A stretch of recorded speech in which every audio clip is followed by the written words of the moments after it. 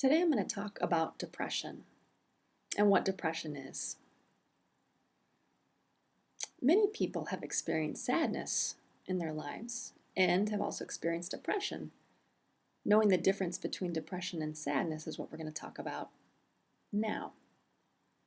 It's normal that people feel sad for a number of different reasons. Feel a lack of energy and like you don't want to do things you used to enjoy doing. However, if you experience that feeling for more than 2 weeks, it might be time to see a doctor and to check and find out if you've got depression.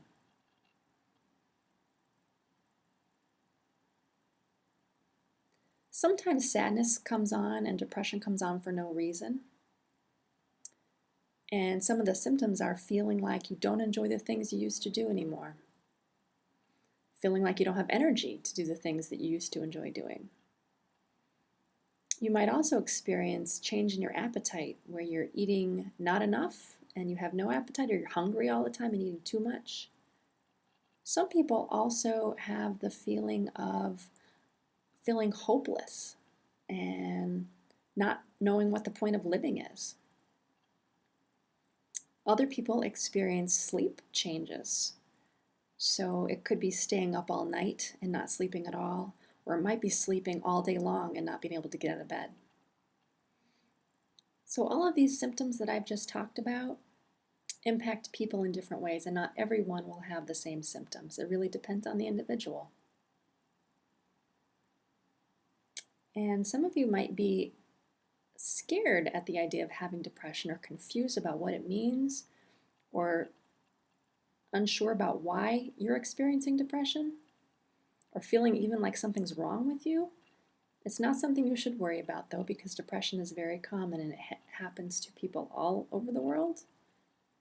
It does happen more in women than in men. Doctors don't fully understand why everyone gets depressed at some time or another, but there is some research to suggest a couple of reasons why. Chemical imbalances in your brain are one of the reasons that you could have depression. You might also have depression because of genetic reasons. If you've got parents or aunts and uncles that have had depression, it can affect you as well. Women sometimes experience depression because of hormone changes and that happens around menopause.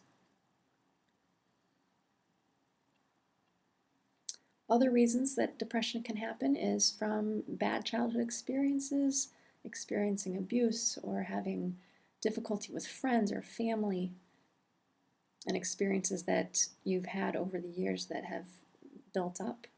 It could also be because of losing a loved one. Divorce is another reason. Losing your job. Lots of different stressors can cause depression. So there are many different reasons that a person can become depressed.